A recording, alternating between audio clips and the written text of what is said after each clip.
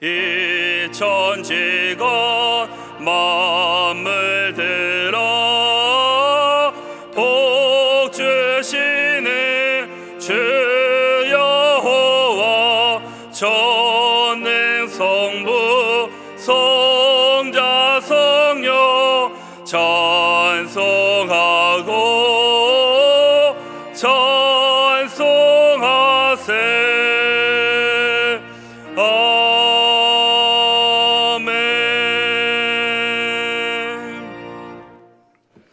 그러므로 우리는 예수로 말미암아 항상 찬송의 제사를 하나님께 드리자. 이는 그 이름을 증언하는 입술의 열매리라. 오직 선을 행함과 서로 나누어 주기를 잊지 말라. 하나님은 이 같은 제사를 기뻐하시느니라.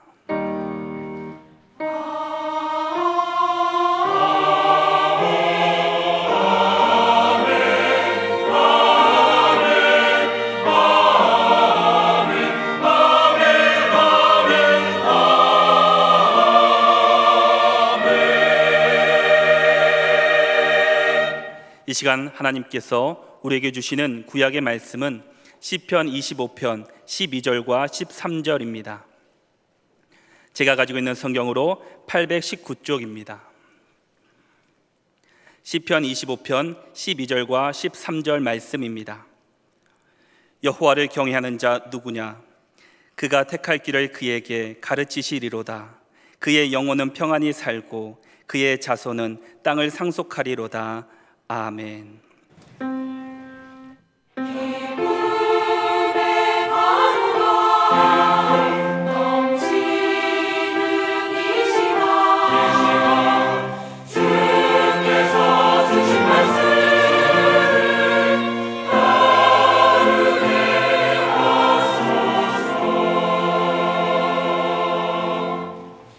하나님께서 우리에게 주시는 신약의 말씀은 고린도전서 10장 23절과 24절입니다. 제가 가지고 있는 성경으로 275쪽입니다. 고린도전서 10장 23절과 24절 말씀입니다. 모든 것이 가하나 모든 것이 유익한 것은 아니요 모든 것이 가하나 모든 것이 덕을 세우는 것은 아니니 누구든지 자기의 유익을 구하지 말고 남의 유익을 구하라. 아멘. 초기 교회, 그 중에서도 고린도 교회의 우상의 제물 문제가 발생했습니다. 우상의 제물로 고기를 바쳤는데 그걸 마치고 나서는 시중에다 판다는 겁니다. 그런데 그걸 사서 먹을 거냐? 먹지 않아야 하느냐? 또 하나는 그걸 가지고 요리를 했을 때 그걸 함께 먹을 거냐 안 먹을 거냐. 그런데 믿음 있는 아무개가 그것을 먹는 걸 보면서 믿음 약한 사람이 그것 때문에 실족하고 시험 들고 그런 일이 생겨났다는 겁니다. 이걸 어떡할 거예요? 근데 성경적인 가르침은 음식이 무슨 죄가 있습니까? 그렇기 때문에 음식은 내가 감사기도 하고 먹으면 되는 거예요. 그런데 마음에 꺼림칙한 것이 있다면 그럼 굳이 먹지 말아라. 그 얘기입니다. 오늘날도 옆집에서 고사를 지냈다고 고사떡을 가져와서 이걸 좀 먹어보라고 하면 그걸 어떡할 거예요? 기도하고 먹으면 돼요. 그런데 마음에 꺼림칙하다면 그건 안 먹으면 되고 그렇지 않습니까? 음식에 대한 예수님의 말씀은 음식은 입으로 들어가서 뒤로 나가지만 입에서 나오는 것, 즉 말로 말미암아 문제가 생긴다는 겁니다. 그래서 말로 정죄하고 비판하고 말로 상처 주고 이런 일이 얼마나 많습니까? 예수님은 그걸 말씀하셨고 사도 바울을 통한 가르침은 고린도전서 8장 13절에 그러므로 만일 음식이 내 형제를 실족하게 한다면 나는 영원히 고기를 먹지 아니하여 내 형제를 실족하지 않게 하리라. 여기서 특히 고기를 먹지 않겠다는 원어의 의미는 결단코 먹지 않겠다는 강한 표현을 쓰고 있습니다. 다른 사람 시험 들게 할 수는 없지 않느냐 그 말입니다. 그러면서 오늘의 신약 본문 23절에 모든 것이 가하나 모든 것이 유익한 것이 아니요 모든 것이 가하나 모든 것이 덕을 세우는 것이 아니니.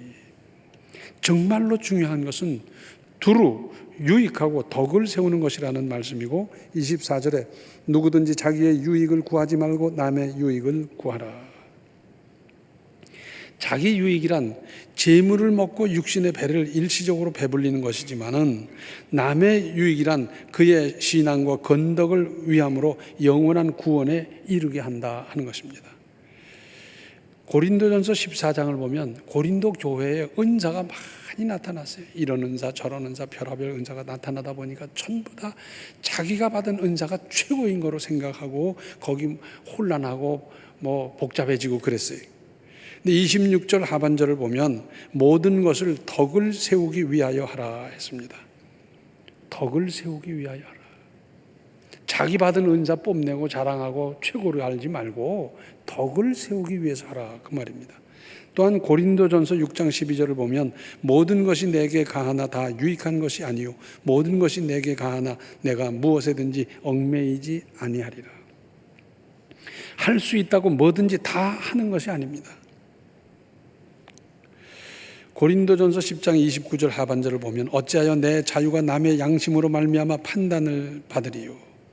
내 자유가 나만의 것이 아님을 일깨워주고 있습니다. 그러면서 고린도전서 10장 32절에 유대인에게나 헬라인에게나 하나님의 교회에 거치는 자가 되지 말고, 어디 가든지 거치는 자 되지 마세요. 걸려 넘어지게 만드는 사람, 그런 일 하지 마시고요. 그런데 자유, 개인의 자유 참 중요합니다. 민주주의의 역사는 개인의 자유를 더 신장시키기 위한 꾸준한 노력이라고 해도 과언이 아닙니다. 그런데 내 자유가 내가 할 수 있다고 그야말로 마음대로 하는 것은 아니지 않습니까? 상식이 있고 도덕이 있으며 그리스도인에게 있어서는 덕이 있지 않습니까?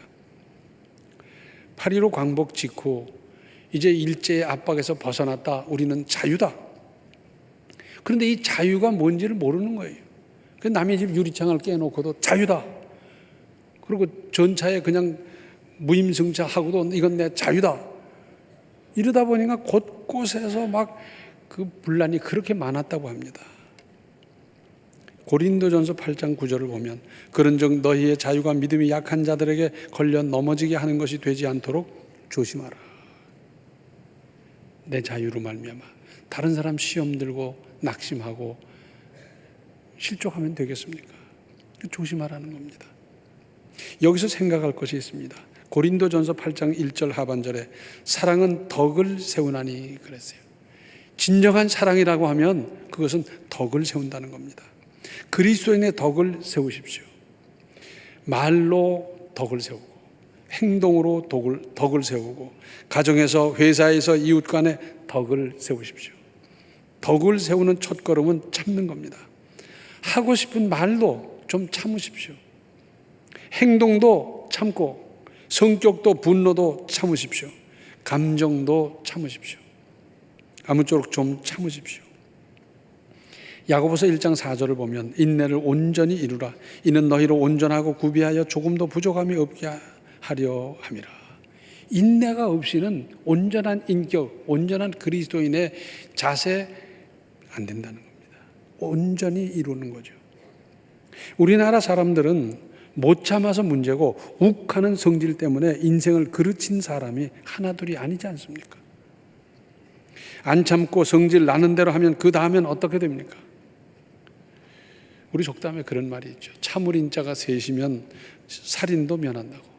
참고 또 참으면 살인할 만큼한 일이었지만은 그것이 지나가게 된다. 그런 말 아니겠습니까? 좋은 일을 해도 덕스럽게 해야 합니다. 주변 사람에게 부담이나 상처가 없도록 후유증도 없도록 할 일입니다. 세상이 말하는 오복 중에 네 번째는 유호덕이라 그럽니다. 덕을 좋아하고 덕을 길이길이 누리고 끼치고 덕스럽게 사는 것, 복 중에 복 아니겠습니까? 그런데 이것은 하늘에서 뚝 떨어지는 게 아니고 내가 수고하고 노력하고 그리로 힘쓰고 그러는 가운데 이루어지는 것 아니겠습니까? 자기의 원칙을 주장하기보다 남에게 미치는 건덕을 우선적으로 생각할 일입니다. 그리고 절제하는 겁니다. 예수께서 잡히실 때 다 알고 계셨습니다. 이제 재판에 넘겨지고 십자가 형을 받게 되고 12군단도 더 되는 천사들을 내려오게 해서 현장을 간단히 제압할 수도 있으셨습니다. 그러나 예수님은 순순히 붙잡히셨습니다. 왜냐하면 그 끔찍한 고난이 있지만 그보다도 하나님 아버지의 구원이 이루어져야 하기 때문이었습니다. 무서운 절제였습니다. 무능해서 붙잡힌 것이 아니고 예수께서 십자가상에서 운명하셨을 때 마귀는 이겼다고 만세를 불렀겠지만 예수님은 죽음을 이기고 부활하셨습니다. 예수님이 이긴 겁니다. 절제는 미덕입니다. 내가 노력해서 번 돈이라고 해서 사치하고 낭비할 수 있습니까? 내가 땀 흘리고 훈련해서 체력과 완력을 길렀다고 해서 그걸 가지고 함부로 사용할 수 있습니까? 사람의 모든 계획이나 의욕은 절제의 관을 통과해서 해야 아름답습니다. 언론의 자유가 있다고 함부로 말할 수 있습니까? 비난하고 정죄하고 비판하고 시험 들게 만들고 이거 할 수 없지 않습니까? 그런 마음을 절제로 승화시켜야 합니다. 그리고 상대방이나 주변을 배려하는 겁니다. 앞에 열거한 성경 구절들이 모두 배려에 관한 말씀 아닙니까? 나만을 생각하는 것이 아니라 주변을 둘러보면서 마음을 쓰는 겁니다. 우리가 인생을 살아가면서 조금만 배려받으면 얼마나 기분이 좋고 즐겁습니까? 내가 이제 하는 겁니다. 교통 신호등에 파란불이 들어와도 한 번쯤 좌우를 살피고 가는 겁니다. 이것은 나의 안전도 되지만 다른 사람의 안전도 됩니다. 그래서 차도 파란불에 살펴보고 가고 사람도 파란불에 살펴보고 건너고 그러는 것 아니겠어요? 이 배려가 부족하지만 배려가 얼마나 큰 무기가 되는지, 그래서 배려가 경쟁력이다 하는 책이 나와 있고요.